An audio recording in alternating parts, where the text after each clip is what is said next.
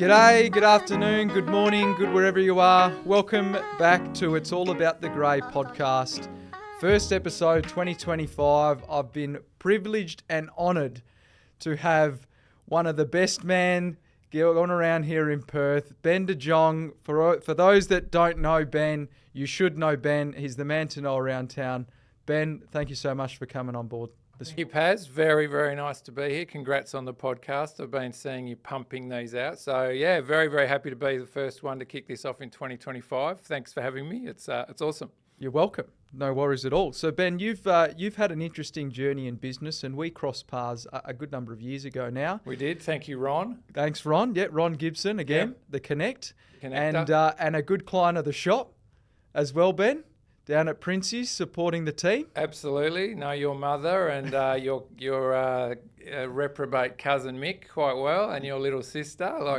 Unfortunately, moved out of our suburb, but there is definitely a connection there. Used to buy beautiful meat from you guys, and still get over to the Bigton store every now and then. Good. So long-term supporter. Yep. And we obviously crossed paths. We got to know each other a little better, and fortunately we caught up only a couple of weeks back now, and we said, well, why not? Let's get on the podcast and share a bit about you and your story and how you approach business. So, love to chat. Yeah, you do love to chat. That's true. With that backdrop, Ben, why don't you tell us who you are, what you do, where you're from, and we can get into it from there. The short history, my name is Ben De Jonge. The surname's Dutch. No Italian in me, unfortunately, Faz. I guess my strengths growing up were always in communications and English and history and humanities, and I got into advertising as a copywriter, worked in a number of big agencies here in Canberra, overseas, and then came back and started my company, The Cut, which a lot of people will probably have heard of or know of. We ran that for 15 years. For a number of reasons, my business partner and I decided to wrap that up last year. And now I am in a brand and growth lead at a digital agency in the city just down the road here called DAPTH, D-A-P-T-H.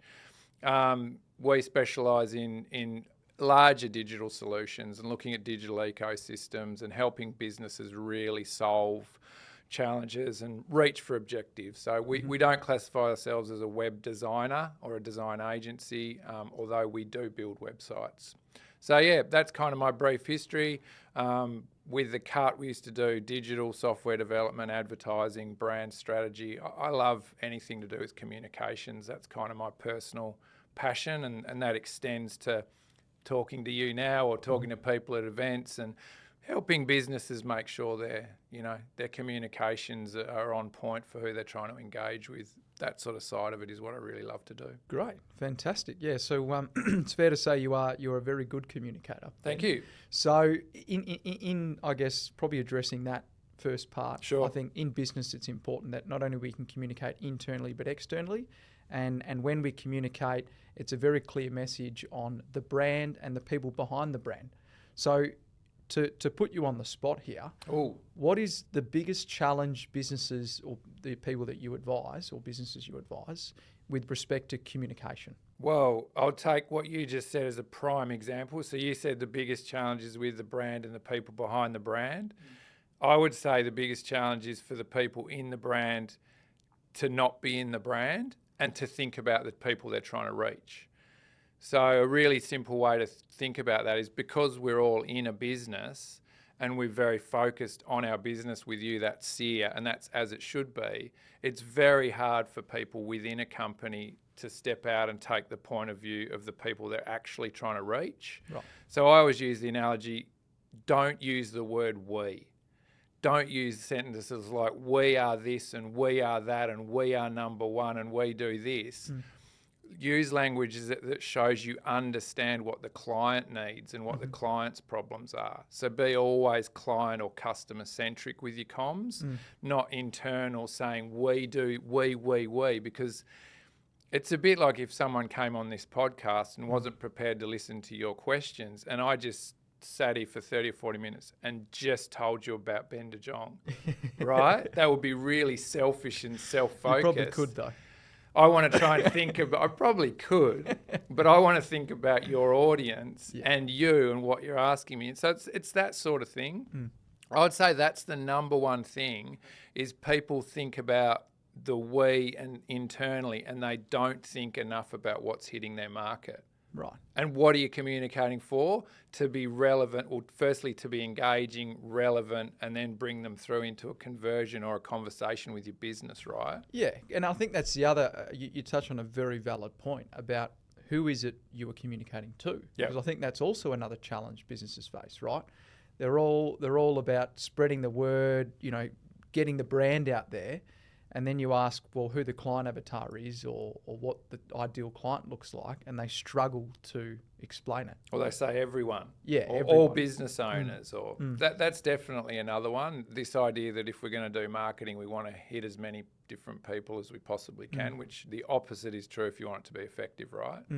You want to go, who is our perfect client, and work out what they need and speak only to them. You'll always get the ripples in the pond, right? You'll always reach other people with what you're pumping out, but you want to have that starting point of that nucleus of that's the guy we really want to work with. If we could craft the perfect client, it's him or her, and they have these challenges and issues and objectives, and that's what I'm going to focus all of my messaging around.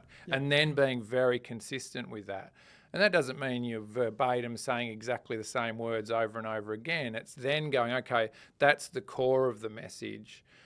How do I find ways to tell different variations of that story so you've got variety in your content, but it all comes back to the same thing? Yeah, well, it resonates with different people. And you want it to be relevant so it resonates, for sure. So think about relevance, like, what is the relevance of what I'm pumping out to that person who I actually want to engage with that piece of content or that campaign or that video, or whatever it might be?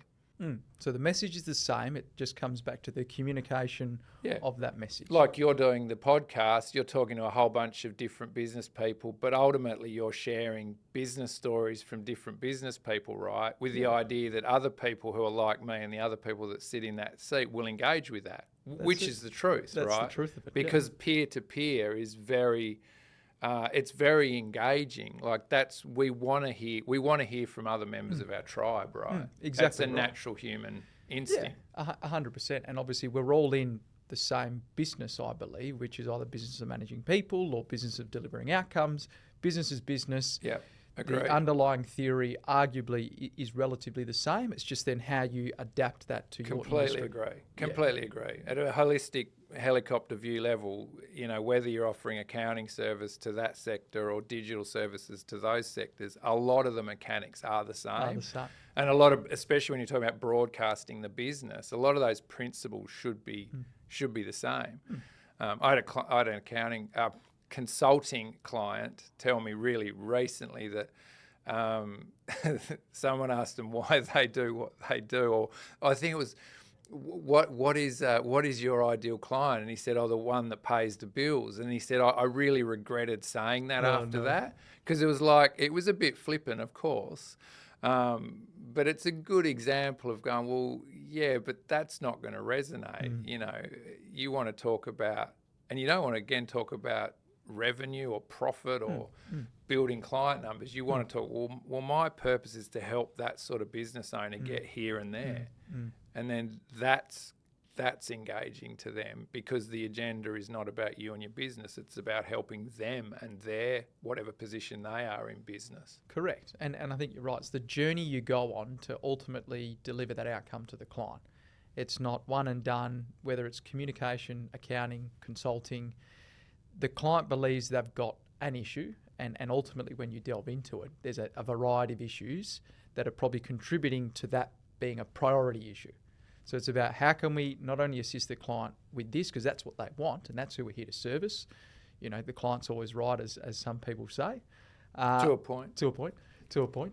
And then how can we go on a journey to continue to provide that service? Because then you build the relationship piece, which I think you do very well, and that's going to be the precursor into probably my next question is the importance of building relationships with clients. And I believe, whether it's a client and or network, as you and I work together, it's critical. And you go about it a really unique way that we were just discussing earlier, that The LinkedIn selfie. Yeah, the LinkedIn the selfie. Dreaded, Yeah, the dreaded Ben De LinkedIn Jonge selfie. LinkedIn selfie. It's a blessing and a curse, Paz. I'll tell you, it is a blessing and a curse. I hate to be defined by the LinkedIn selfie, but I do like LinkedIn, and I think if you use it properly, it can be an extremely powerful tool. I've never been based with a business really outside of Perth, and I don't know this for a fact, but I think everyone would agree that Perth is quite a networking city, right? There's a lot of networking and groups. We're a bit smaller than Sydney or Melbourne. It's a bit easier to get around. It's a bit easier for people to jump in the car and connect with people in the same room, right? So I think my vibe has always been Perth is a strong networking city. And I think, to me, LinkedIn is just doing that in LinkedIn on a digital platform. Okay. And so I feel that it's kind of LinkedIn just kind of works well in Perth. That might be right or wrong. It's just my point of view on it. I lent into it about 4 years ago, probably coming out of COVID. I really started to get engaged with it and start to consistently publish content. Look, I'm very, very well aware that I'm not a supermodel and never will be. I gave up that dream a long time ago. But like taking selfies was an obstacle for me. I didn't feel comfortable about doing it at all. I didn't want to do it. And it was something like I had to push through because I was like, well, what I know is that content that's in the moment and makes people who are watching you feel like they're getting like a behind the scenes of what's happening, right? It's not a pre-thought out, branded logo, headlines, ad type content. If it looks natural and authentic, the engagement is way higher. Authenticity. Right? So me taking a selfie with my own phone on hold, and I'm not wearing makeup, I'm not doing lighting, it's just me wherever I might be, whether it's here or on the street or at a function or whatever, it doesn't matter. I mean, I even take mountain biking selfies for my Strava, which drives my mountain biking mates crazy. They think I'm a lunatic. And when my daughter sees all my selfies on my phone gallery of me with my helmet on, Dad, what are you doing that for? This is just a bit of fun, Liv. Don't worry about it. But yeah, like that was a massive obstacle for me taking those. But I think the effectiveness of it is really good. And I think what's really powerful about LinkedIn, if you use it properly, my version of properly, right? Don't be negative. Don't go into politics. Don't go into religion or your marriage or your personal life too much. A little bit of personal is good. Yeah, okay. But I think what it gives you the ability to do is to give props to all the people you're engaging with, right? Don't even make it about yourself. If that it's like I'm saying before, don't make it about Ben. I'm awesome. I'm out here doing this. Make it about, I'm super grateful to be here with these guys. Thank you so much. Great to catch up with you and your business and hear about that. Then the people you're bringing in to your community via that content, they love it. They absolutely love it because they can see you're generating a conversation about them and their organisation, and they comment back and they tag someone else, and then it very quickly goes, it goes exponential. And, obviously we're not talking about millions of eyeballs, but we're talking about hundreds and thousands, definitely for each post. Yeah. So I always say to everyone, I'm lucky. I mean, as you guys can probably see, I don't mind talking. But also I'm a copywriter by trade. Okay. Like I'm a creative writer. That's what I started my career in, was a creative writer. Okay. So I find LinkedIn, I can write a post for LinkedIn very quickly. Right. And I like using emojis to give it on the personal stuff. I do like using emojis. I definitely like writing photos, but I can write something that is probably, hopefully, fairly engaging, a little bit storytelling, and I don't have to labour over it. I know some people who don't fall into that as naturally, they really labour over their posts, right? And they I was just about to say that. Every word. In my honest opinion, it is either over labouring or they take it to a level where it just completely loses authenticity. Yeah. It's this pre-populated, extensive podcast, extensive post about blah, blah, blah issue, and you're going, that's, first and foremost, I know you, and that's not the way you talk. Yeah, that's right. Right. Secondly, that is not authentic. Yeah. And if it was any other channel, say it was a Facebook post or Instagram post, you wouldn't be posting in that manner. And I feel like people feel because it's LinkedIn, And it's yeah, professional. you need to be professional. Well, I think that's where the misconception is, right? I think there's a bit of a balance. Like, I think you don't want to be too personal and too flip. Of course not. Because It's not your it's- own personal gram page, yeah. Because it is professional network. But at Yeah. the same time, I'm very happy to have some humour in there and to have a bit of flippancy and tease people a little bit when you know them well and do a little bit of that.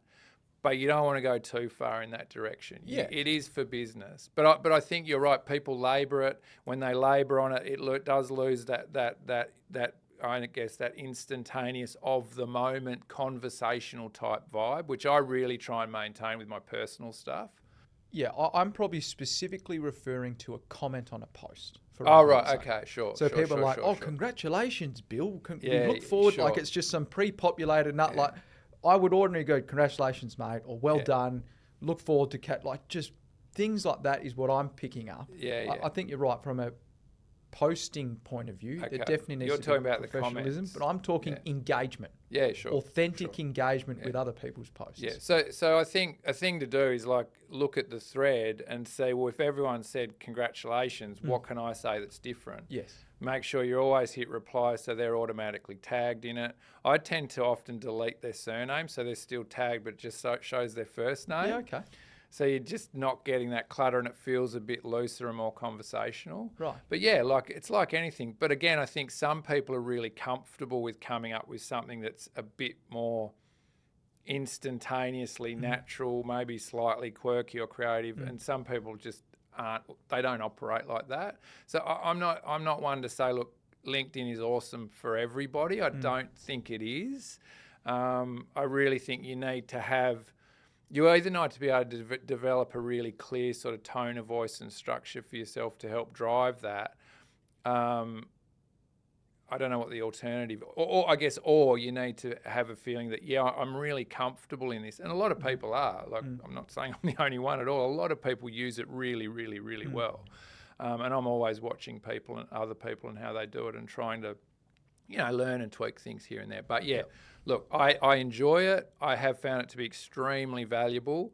And I use it for business development with Sales Navigator, and now in my position with DAPS more than ever. And again, it's really really valuable for that. And if you do it in such a way that is complimentary and positive and lifting up the people you're crediting, then it can be really powerful. Can I give you a really quick example of something I was really stoked with that was recent? So I went to a pretty large business professional networking event recently. I won't say who the people are, the organisations are, but anyway, it was a day of really inspiring leaders talking about different things in business. So what I do when I go to events is I'll always take some photos, and I'll take some photos of the stage and stuff. And then while they're talking, just quickly, I'll do a bit of an edit of the photos and just start drafting a post, or I'll take notes about the content that they're talking about in my notes app on my phone.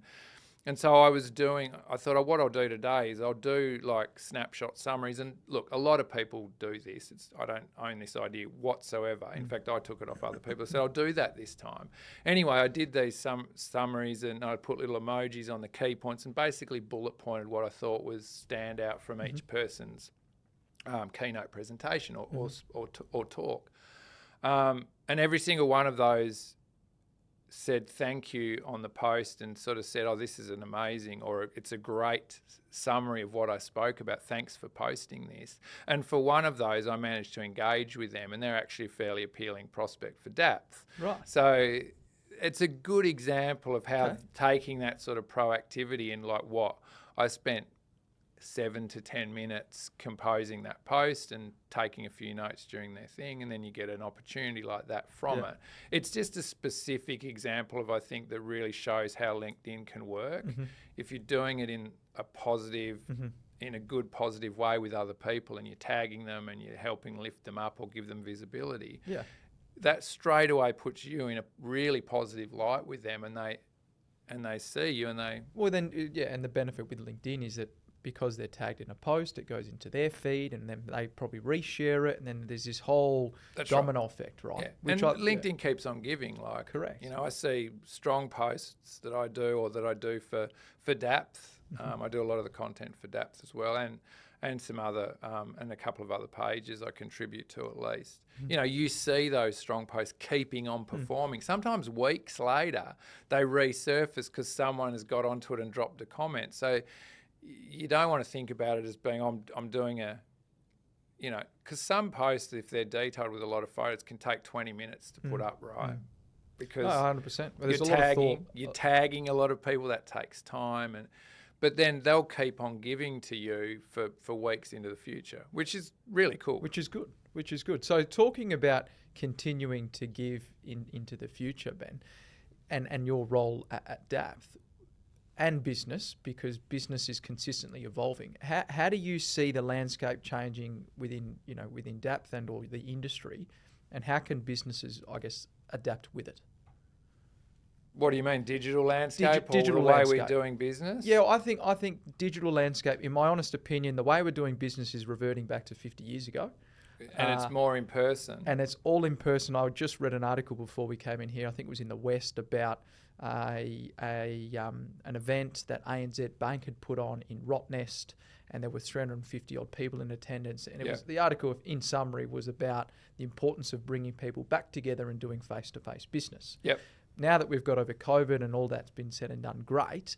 But from a digital standpoint, you still need your brand and presence. So Facebook or Meta is just evolving rapidly. LinkedIn is as well. I'm pretty sure there's now Reels, et cetera, et cetera. TikTok is still very, very strong in the market. How does the landscape continue to adapt, and how do you keep up with it? So I am not a digital marketing expert by any means. Let me just say that. Yes. Neither the Cut nor Depth have ever offered digital marketing services. I partner with and know a lot of really, really good people in that space who do that very, very well. So just let me be clear that I'm not an expert on that. Look, I think from my point of view, I think if you look at the whole work from home thing, right, the best, and we all can see in the market that a lot of people are being, in some cases, forced to go back in the office, and there's a lot of resistance to being back in the office the whole time.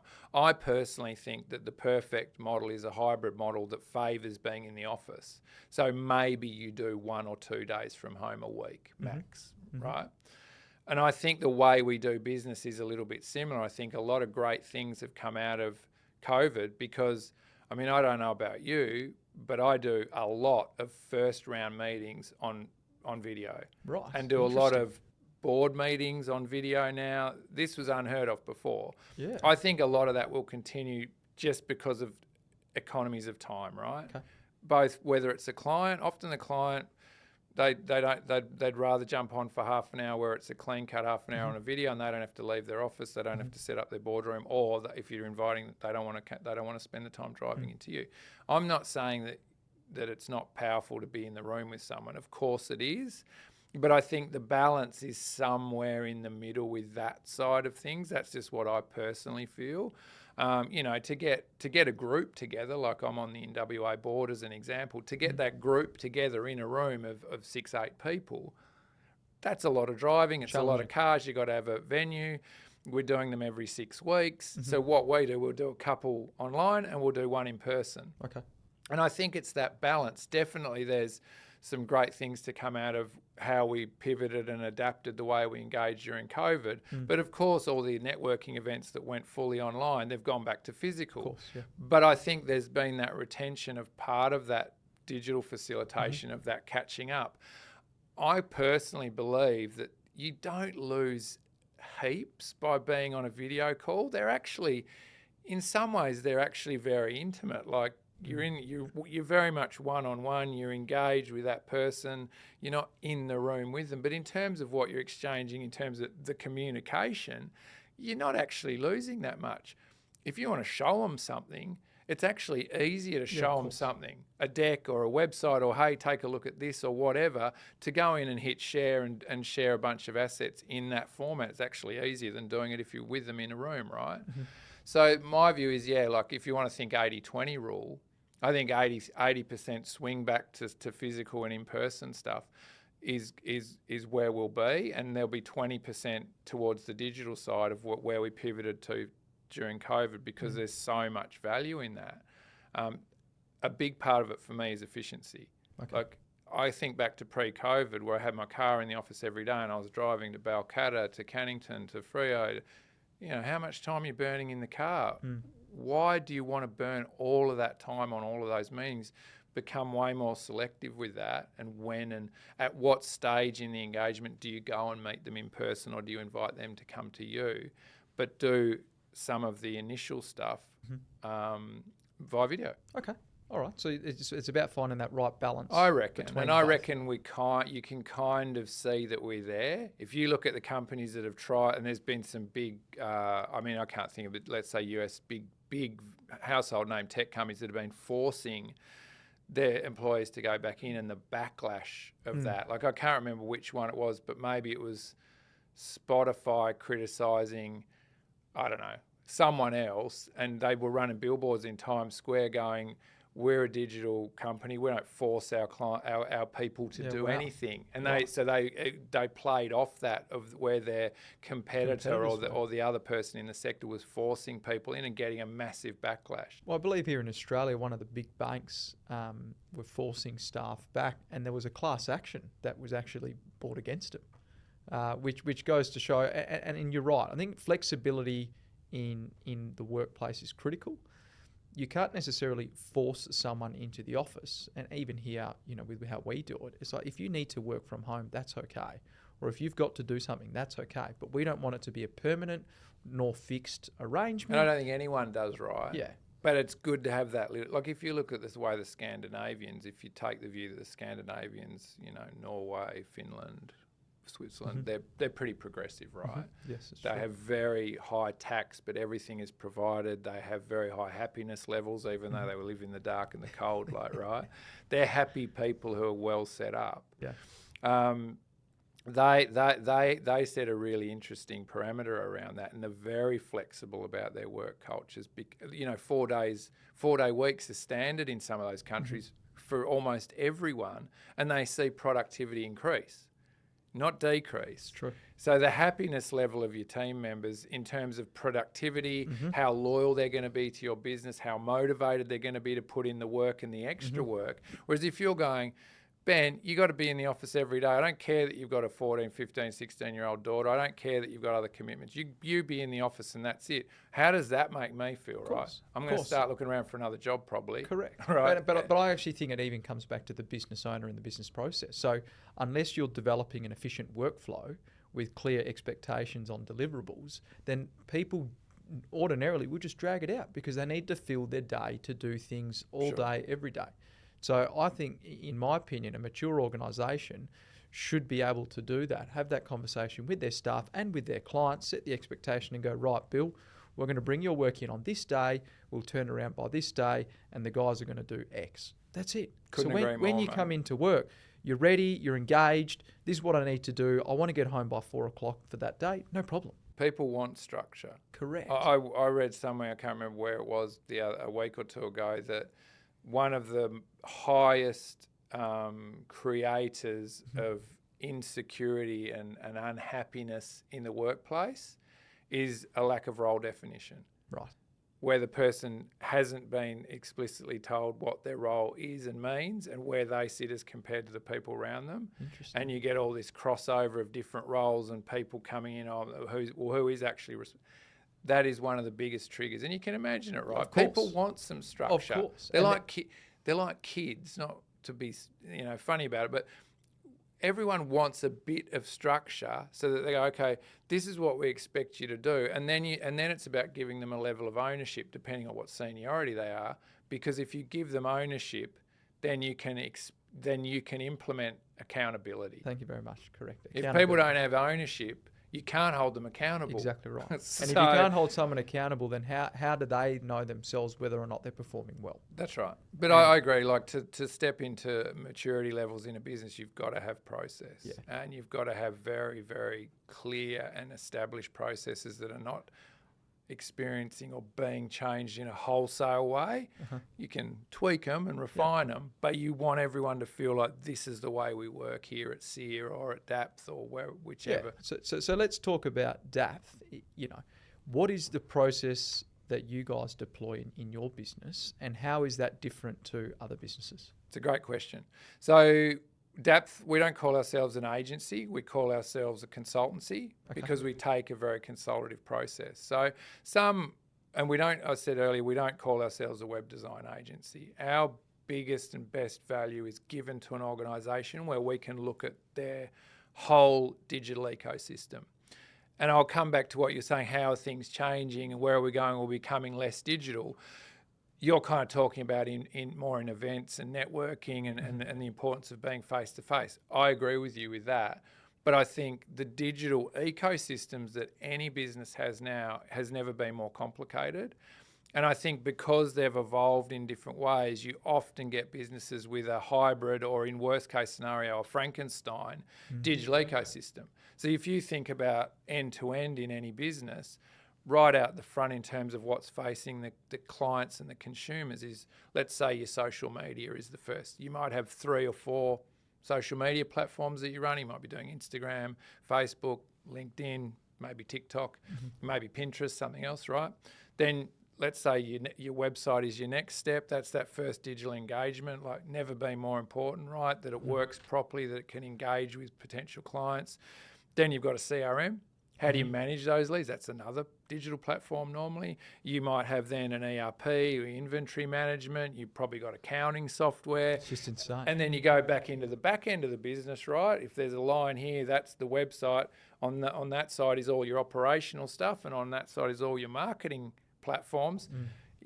Lots of businesses, even medium-sized ones, might well be dealing with 6 to 10 platforms. At least. They're all different. They're often not connected.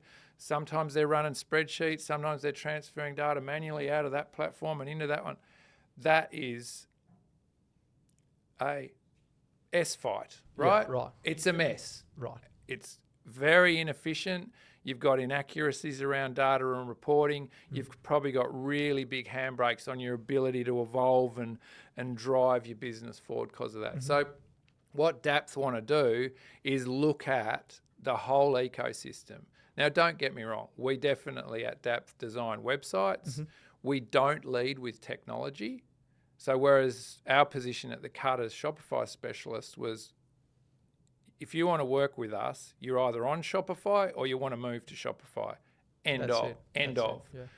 At Depth, as a digital consultancy and a development house, like a technology business, we start by looking at the business's challenges, like where are the handbrakes and blockers in your digital ecosystem right now, and your objectives. What do you want to get to? What do you want to achieve with your digital?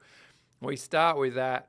We do the solution design, so we work out how we're going to solve those challenges and help them meet those objectives, and then we spec the technology, the platform or platforms that are going to help us achieve those things. Does that make sense? Of course it does. So it's quite a different process. It is very different. Now, I'm not saying design isn't important. The design in terms of the aesthetics of a website or a business application is extremely important. Of course it is. But we don't lead with that. A lot of businesses, or they're not competitors, but a lot of agencies that are in there will lead with the aesthetics, which is really, from our point of view, a thin layer at the top, right? What really matters in terms of effectiveness and efficiency is the tech and systems that sits behind the interface or the way the website or the business application, the way it looks. You can change the look and feel pretty easily, relatively speaking, and Correct. you can keep tweaking it and evolving it. But to change the whole tech stack is a huge exercise. Of course. So we focus on that bigger, more important, more expensive to change element, and then build the design on top of that. Yeah. Okay. Well, look, I think you've rightly put. In the modern era of business, there's a software stack, as we've got here ourselves, and there is a critical importance of making sure that the ecosystem operates efficiently. Otherwise, month in, month out, you've got these subscriptions and you've got staff that are still doing things backwards because they just can't get on top of the system. Yep. Yeah. Oh, that's fascinating. Look, Ben, we could sit here and talk all day. Honestly, we could, Paz. We or anywhere else. Yeah, anywhere else, anywhere else in the world. It's been really insightful. I think you've raised some really, really valid points. Particularly, what resonates a lot with me is about promoting of other businesses and people on your channels, and the power that brings to you, because you're uplifting others, which indirectly uplifts you. Like, there's a lot of power in that. That's it, right? Do it for them, and the positive benefit will come to you. Yes. That's kind of just the idea. idea. Let others tell others about you rather than you because tell you're giving them because you're going out of your way to do something Correct. for them. And I don't do that with an agenda, No, and I don't do it for people I don't like or see an engagement with. I do it for the people I like, and I respect the way they're operating and they're doing good things. And to me, that just comes naturally to me, right? Like. Yeah, well, it's authentic, and I think that's the important piece as well. Authenticity in any way you go about business, whether it's digital or in person. Don't just sit there and pump your tires up. No. Let other people do that for you. I'm 100% around that. Yeah, I'm 100% around that. You don't go in and say we. You say you ask them questions. Yes. How are you? What are you struggling with? Yeah. Tell me about your business. Yes. You don't go in and blast them with we. Correct. Because ultimately that's a selfish way to operate, right? Like if you go into you're Italian, right? I love the Italians. If you go into someone's house, you don't sit down at their dinner table and start going at them 100 miles an hour, telling them all about you. Correct. You ask them, how are you going? How's your daughter? Yes. And you start to ask them and engage them, and then you start to have a free-flowing conversation, which is healthy. Absolutely. Being a one-way street that's focused on the we or the I is not positive for the person you're engaging. Yeah, you let your work do the talking. You don't need to tell them. And your approach, right? Correct. You don't need to tell them about who you are, how you go about things. You go, okay, let me understand you, your business, and how this issue is something that we can resolve without telling them we're going to resolve it. To go, this is the process. This is how we work with you, and push it through that way. Yeah, I think you're right. Rather than we, understand the people, deliver an authentic response, and then go on a journey with them, because they need to feel that they're part of the operation and the solution. And that's how you build fans. Yeah. Right. That's how you get people who like you and understand, like genuinely understand what the business offers. In my case, what Dapth offers. Yeah. And then they'll become your advocates.